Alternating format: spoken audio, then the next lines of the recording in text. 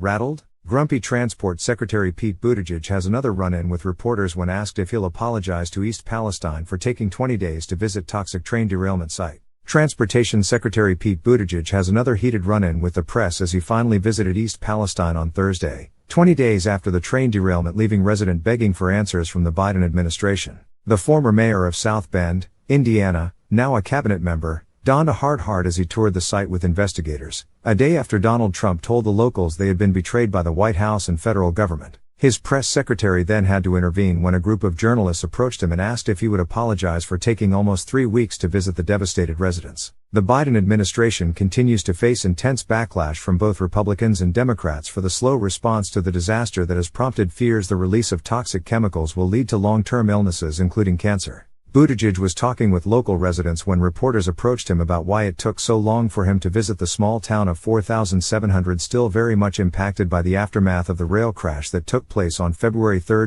Mayor Pete, why did it take you an entire 2.5 weeks to actually get here, to respond to East Palestine? Asked Savannah Hernandez, a reporter for Turning Point USA. Will you apologize to the residents of this city for the slow response, to the government's slow response? Do you have any apologies?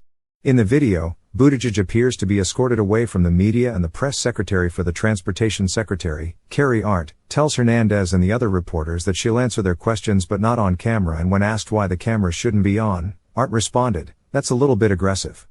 Buttigieg spoke near the derailment site and admitted that he waited too long to address the situation. A similar response he told CBS earlier in the week. "What I tried to do is balance two things: my desire to be involved and engaged and on the ground, which is how I'm generally wired to act, and my desire to follow the norm of transportation secretaries, allowing NTSB to really lead the initial stages of the public-facing work. I'll do some thinking about whether I got that balance right, but I think the most important thing is first of all making sure the residents here have what they need," said the transportation secretary. In the face of mounting criticism, Buttigieg also blamed the Trump administration and rail companies for undermining safety regulations he says led to the crash. "One thing he, Trump, can do is express support for reversing the deregulation that happened on his watch. I heard him say he had nothing to do with it, even though it was in his administration." Buttigieg also demanded, yet again, that the train operator will pay for the cleanup operation as long as Norfolk Southern is running trains through here, as long as people feel effects, according to Reuters TV producer Julio Cesar Chavez. Earlier this week, before he announced the Thursday visit, a reporter from the Daily Caller confronted him in the street.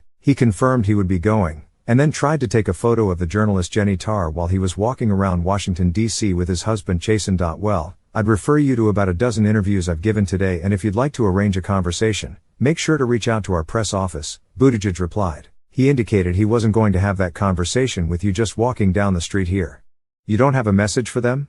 the reporter asked, as the two walked and talked near the Capitol. "I do, and I've shared it with the press many times today, and I refer you to those comments," Buttigieg responded. When the reporter pressed again, he declined, saying, "No, I'm going to refer you to the comments I made to the press because right now I'm taking some personal time and I'm walking down the street." She asked whether he would visit East Palestine, something he had revealed on ABC's Good Morning America earlier Tuesday. After pausing, Buttigieg allowed, "Yup, I'm going," but declined to give a time frame. Then Buttigieg, who often represents the administration in combative interviews on Fox News and with other outlets, asked the reporter, "Can I get a photo of you?"